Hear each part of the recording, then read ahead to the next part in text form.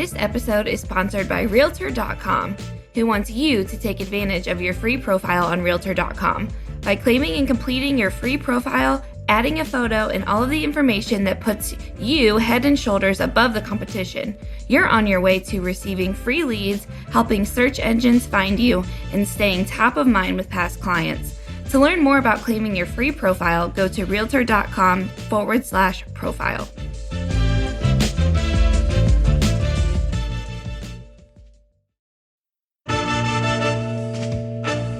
Welcome to the Real View podcast, where Ohio Realtors connect you to innovators and influencers, keeping you with the real view of real estate. Whether you're a broker, agent, first-time homebuyer, industry leader, or just happen to stumble upon our podcast today, you can expect to hear tips, tools, tricks, interesting information, and so much more from the experts in Ohio's real estate game.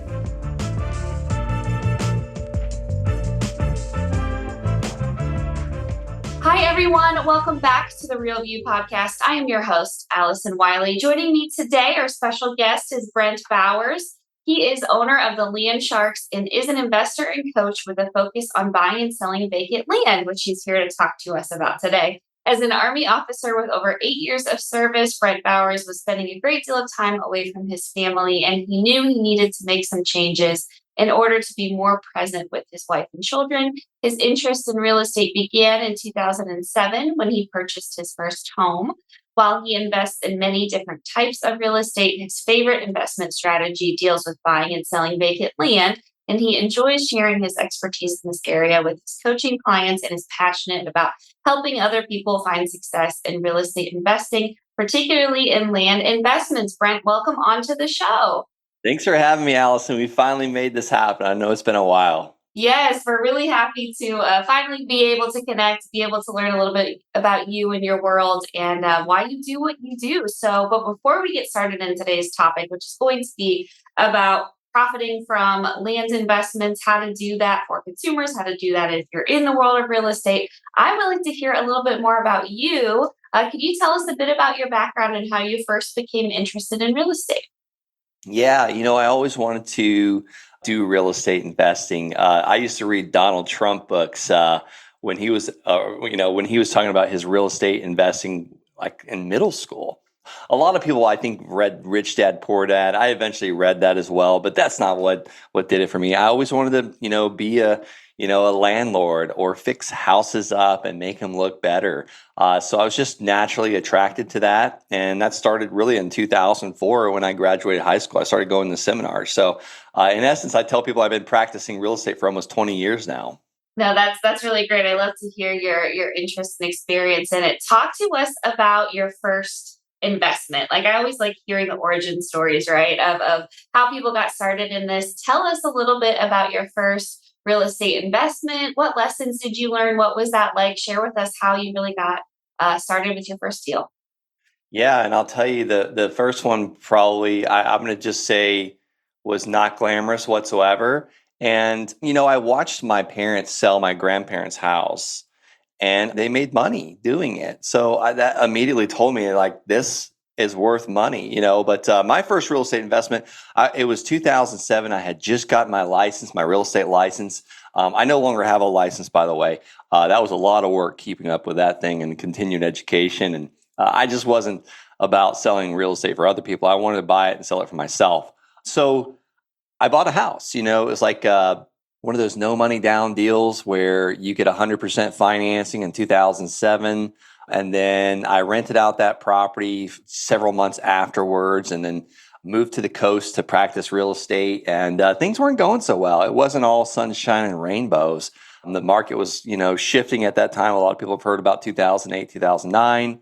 I held that house up until 2019 when I finally sold it for about what I paid for it. So that was, quite a number of years that I had to hold that property. And I wish I never would have sold it, honestly, because it was a huge mistake by selling it. Other people were paying for it.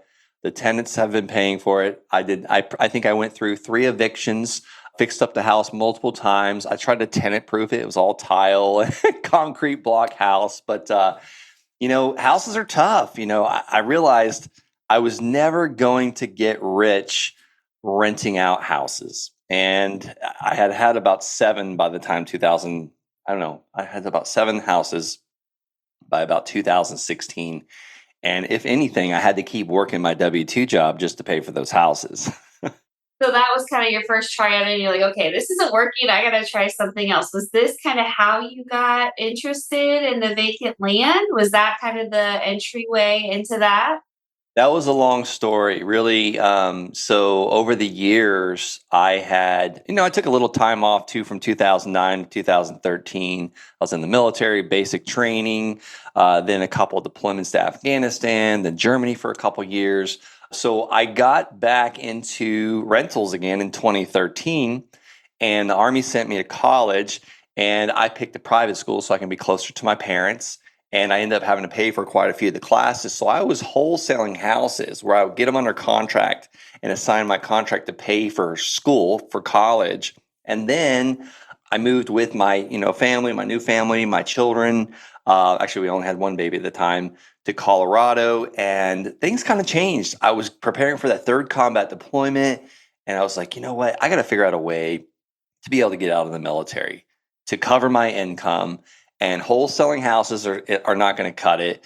I don't really like flipping houses. It's another job. It's a lot of work. And I was started listening to podcasts, just searching for answers. I was like, there's got to be a way that I can replace my $4,500 a month that I'm making in the military. And I was working crazy hours, 12, 13, 14-hour days.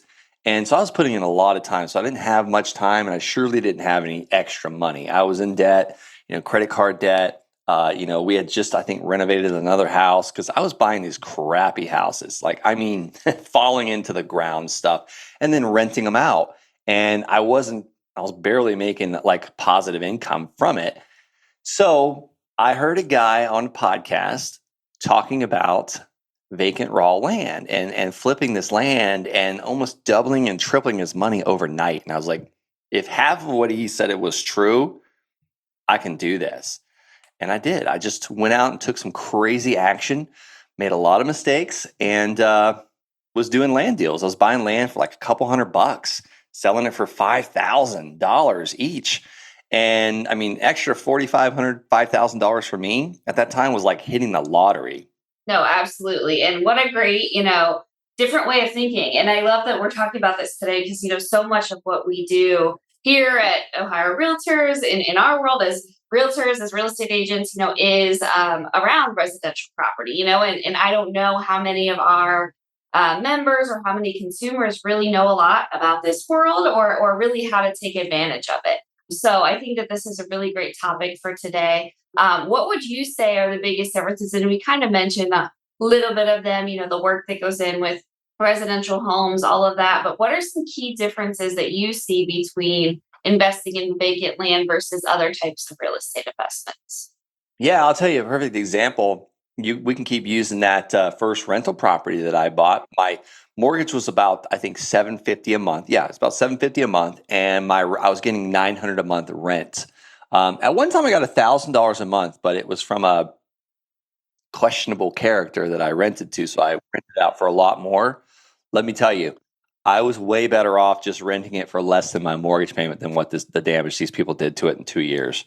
But the differences of land and houses, there's no upkeep on land, but people are probably like, well, how do you make money on it? Well, let me just explain. I'll explain a deal that we just did the other day. And I didn't start here, by the way. I started with way smaller deals, $1,000 deals, $500 deals, $300, and I just worked my way up. But a deal we just did the other day, we bought the land for $100,000. I used a lender that I was paying interest to. So I work with private lenders all the time. And these are just normal people, like my next door neighbor, my in-laws, my plumber, friends, family members. It doesn't matter. Like my assistant lent out $55,000. We pay my assistant almost $5,500 a year on interest for the money she lends us, which is awesome. We're keeping it in the family type thing. So we bought this piece of land for $100,000, and then we sold it on the MLS with a land sales specialist real estate agent. That's key. You got to find the right agent that's selling the land in that area because we want to work with those boots on the ground experts. This land's in Texas. I'm in Florida. I didn't drive to Texas. Honestly, I hate to say this. No, I don't actually. I don't even know where Creston, Texas is at. We just sold some land in Texas. So never been there, but the land sales specialist real estate agent that's selling land in that area told me what to list it for. We want to do the blowout price. We want to sell it quick. So he bought it for 100, sold it for 165. But here's the thing. The buyer only brought $110,000 to the table. So that basically got our money back out of the deal and a little bit left over to pay a real estate agent, some fees. So basically we're almost at break even now on this property. But what about the extra $55,000? So we created a mortgage. So we're seller financing that land. We're the bank now. There's a reason why the banks are the biggest, prettiest buildings in every city and every state is because they make money on interest. That's one of the ways they make money. We won't get into all the other ways when they, people don't realize checking accounts are the biggest money maker for banks because they're using your money at interest free. They're lending it out the whole time it's sitting in there. And some banker might correct me on this one day, but we'll see. But basically, we created a mortgage at 14% interest. We're collecting $700 a month interest only for the next several years on this land. It's like printing money. So $700 a month is my net positive. So where I used to rent a house out and I was happy that I'd have like $200 or $300 a month left over. But here's the thing, 6 months from now, the roof's going to leak or the water heater's going to go out or the air conditioner's going to break or the furnace is going to break. That $200 a month doesn't cover any of that. So I get $700 a month net for this land. Nothing can ever break on land that I know of. I haven't seen it yet. How do you break land, right? Yeah. That's true. So that's the differences. Like compare those two. Oh, by the way, that house I bought in 2007, I got $127,000 30-year mortgage on this thing. So if I lose my job or I don't pay for this, I get a foreclosure. I owe nothing on this land. Nothing. I do have a security instrument. It's called a note that's due and payable to me. And I can go to a bank and borrow against that, or I can sell that note if I need that $55,000 cash. Now, some people that know about note selling, I'm going to sell it at a discount probably. Worst case scenario, I sell it at 70 cents on the dollar. What's 70 cents on the dollar? 55 grand. Like I can get that profit today. Or we could have just waited a little longer. We had an offer. They were using an FHA loan. It was crazy. They wanted to build on it. I was like, I don't know about that. So we denied that offer. We said, thank you, but no, thank you. We'll take it was supposed cash. Well, it kind of was cash. It was a cash down payment, and then we financed the rest. But that's the difference of a land deal that's paying me passive income each month compared to a house. Yeah. No, I think that's really great to break it down in that way and really explain the differences. Because, you think it might be obvious, but really getting into the details, especially with the lending and the financing, I think that's all super interesting.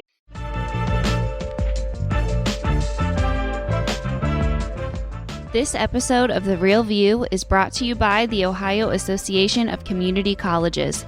Ohio's network of community colleges provides accessible training that accommodates the busy lifestyles of aspiring real estate professionals at half the price of a traditional university. With convenient locations in every part of the state, as well as online options, Ohio's community colleges are your smart choice for pre-licensing education. For more details or to start the journey to a real estate career, visit the education page at ohiorealtors.org and then click on the pre-license course locations.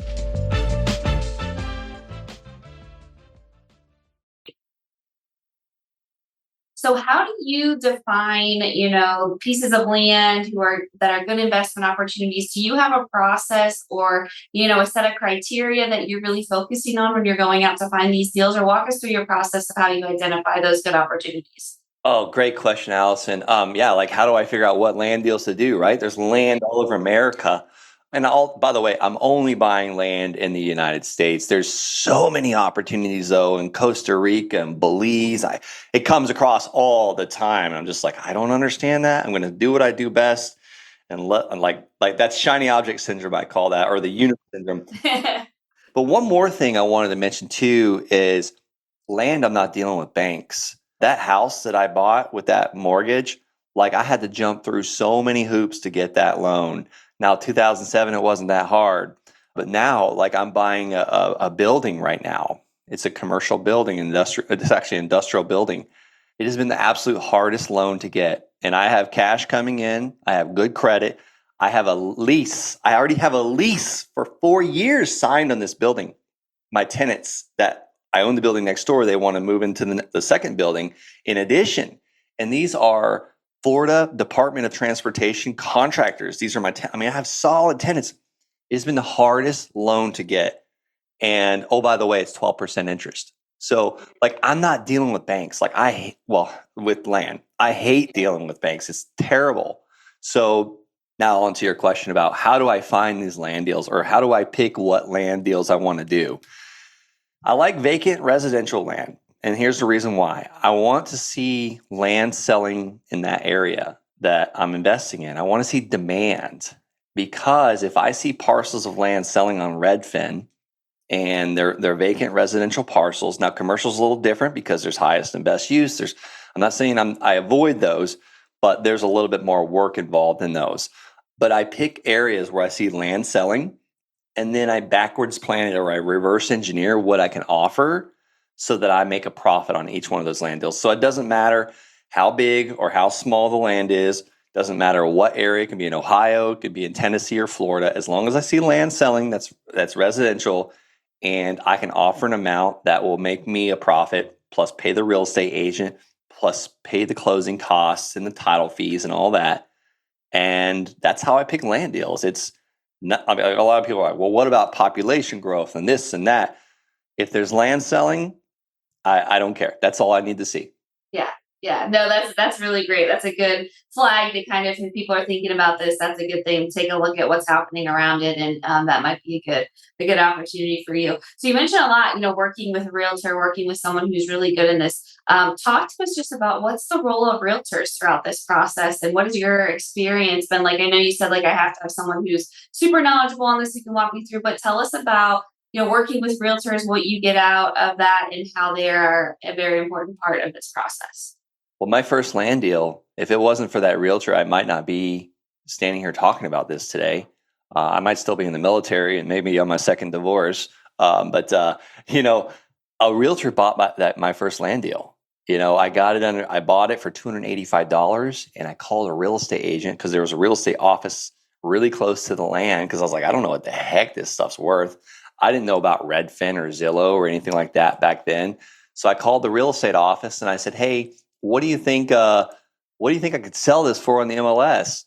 I'm in the contract of buying it. And she knew all about the area, all the reason why the land wasn't buildable currently. And she goes, probably $10,000. And I almost like bounced out of my truck seat. I was like, you guys are kidding me. $10,000? I'm buying it for $285. And I was like, great, I'll call you as soon as I own it. And she said, well, what if I bought it from you? And I was like, what? That sounds like a great idea. So she ended up buying it for me for $5,000. She got a great deal. I think she turned around and sold it for like $25,000, like a couple weeks later. So it was speculation. That's all it was. So a realtor changed my life. Later on, fast forward through many, many small deals, because a lot of the smaller deals, like realtors will laugh at you, like when you talk to them about selling a $5,000 or $10,000 lot, unless they're already selling those $5,000 or $10,000 lots. And I kind of went on for many years where I'd buy in high volume. I'm buying these lots for $1,000, selling them for $10,000 on seller financing. I got my passive income going. I'm earning like almost $20,000 a month, and I get out of the military. And then I keep doing these smaller lots. I'm in the volume game, and it's a lot of work selling this stuff. Like, I'm putting signs out. I'm going on Craigslist and posting them, and Facebook Marketplace, Facebook buy-sell groups, contacting the neighbors, contacting cash buyers. And I have a virtual assistant helping me. It's a pretty smooth operation. And then I started the Land Sharks community in 2018. And I noticed a lot of my Land Sharks community members that I've taught to do land are like, I'm starting to get like a competitive. I'm like, man, they're doing way better than me. They're doing bigger land deals than me. What's wrong with me? Like, am I just a coward? And like, I had all these limiting beliefs and this doubt. And I was like imposter syndrome, thinking like, maybe I'm not really that good, and just like really doubting myself. And all they were doing was larger deals. And that taught me, let me refine this process. So I started like looking at what are my other land shark. I mean, like some of these guys coming in and making like $150,000 net profit in the first month. And if I did 10,000 back then, I was like jumping for joy. So one thing I learned was that if I go a little higher price land where realtors are selling this land, it takes half the work off my plate, actually more than half. Because now the real estate agent is listing it for me. They have buyers sometimes, there's high demand.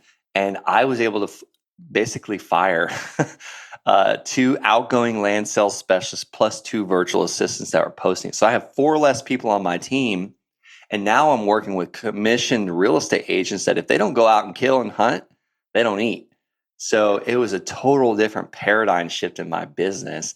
And let me tell you, the stress load went off my shoulders because my wife's like, you started making all this passive income. Now you created another job for yourself. And now the real estate agents are taking care of most of the land sales. Actually, all of them right now. Yeah, I think that just really goes to talk about just the value of working with one, why it's so important, the stress that they can take off of your plate, the services that they provide. They're the experts in this. We should rely on them if we're doing this. And I think too, on the flip side of that, for realtors, we hear so much that inventory is so low. There's no listings. How do we generate more? There's no homes for sale. This seems like it could be a great opportunity. And looking at vacant land, getting our feet wet in something different. This could be a new opportunity to get more listings and explore this side of things. So I think that there's 2 really great opportunities here for our realtors listening, for anyone, who wants to get involved in this. I think there's a lot of really great upside with this. I want to talk about what you're seeing, current trends in the vacant land market. So I know you spoke a minute ago about some recent deals that you worked on, but what are you seeing as current trends in the vacant land market? What are some of the things that you are focusing on or really seeing from your everyday work? Yeah, I'd say I don't know if there's any trends I've seen change since 2016. There's always been a demand for land. People have always wanted to own a piece of vacant raw land, whether they're building on it as quick as possible. I don't know if I've seen that change either. I sell land to all different types of people, truck drivers, college students, people that want to build on it one day, maybe developers, builders. Like, I don't know if I've seen a trend change. I've seen a lot of markets go up lately, and some are starting to kind of, I would say, kind of like just go like even, like, and then some have kind of lowered a little bit. Not actually, in all the markets, I've only seen one lower so far since 2016. Now, will it keep going up? I don't think it can, but I don't have a crystal ball either. I don't get into all that stuff. I just like to keep it super simple. Obviously, because I'm dealing in land, but I would say the trend is there's always the demand for land. Like this morning, I live in an HOA now. We've lived here for about 3 years. We're kind of spoiled in Colorado. We have 58 acres out there, but now it's like we can only keep the boat in the driveway for like 4 days, or the camper in the driveway for like 4 days. And I told my wife, I was like, we're parking our stuff at my parents' property. They've got 21 acres, but it's a little bit of a drive. And I was like, you know what? I need to just buy a piece of land close by in this county. It's an investment, and we'll just start parking stuff on it. Like, why are we driving it so far type thing? Yeah, well, there's always that need for space, right? And I think, you mentioned it earlier. People are always going to need a place to live, somewhere that they could go, store their things, store their belongings, and just have that space. And I think that's what's so great about this opportunity is that need, I think, like you said, is always going to be there. There's always going to be value in land. That's always going to be something there's going to be a high demand to see when we think about this kind of thing. You talked a little bit about your company, Land Sharks, what you do there. Tell us about that, and what are your goals for Land Sharks and helping other people really get involved and invested in this? Yeah, that's my passion. I've done 300 plus land deals now, and I can tell you the ones I remember is the ones that were kind of hard or almost lost money on. Like, that happens. Yes, still I've made mistakes, but my passion is helping other people avoid those mistakes, first of all, and two, change their life. I can't tell you how many people I've helped quit their job or create the life of their dreams, or their financial freedom and their time freedom, to leave jobs that they didn't like. I was just talking to a gentleman, working in a prison. He's like, I work at the prison, but I feel like I'm a prisoner. And he said, it's not the inmates that are toxic. It's the people I work with. I got to quit my job soon. Like, my life's got to change. And those are the kind of people that I love working with, because it's just, I can teach them exactly what I'm doing in this business. I haven't had a real job since 2018. This morning, first thing I'm doing this morning at 10 a.m.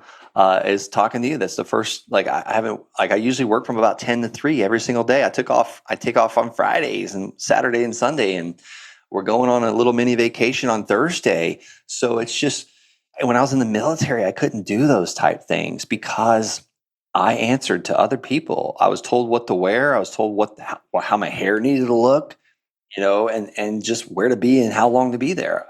So that's my passion, is help showing people that it doesn't have to be like that. We live in America. We can make our own decisions. We're so blessed. Yeah, well, you can tell just speaking to you, your passion. You can see that coming through in the way you talk, and it's really great to see when someone is so passionate about something and wants to bring other people along. And I think too, even in this younger generation, we're hearing so much that younger generations are struggling in typical work environments, and they're struggling with 9-to-5s, and they want that flexibility. They want to not be tied to answering to somebody, to working a certain set of hours. And this sounds like it could really catch on. I could see, even younger generations really becoming invested and involved in this too, as we think about just what the workplace looks like and what people are wanting out of that. So I think that's another really great option. So I kind of want to wrap up with your piece of advice. Anyone who's listening, anyone who, like you mentioned, you want to help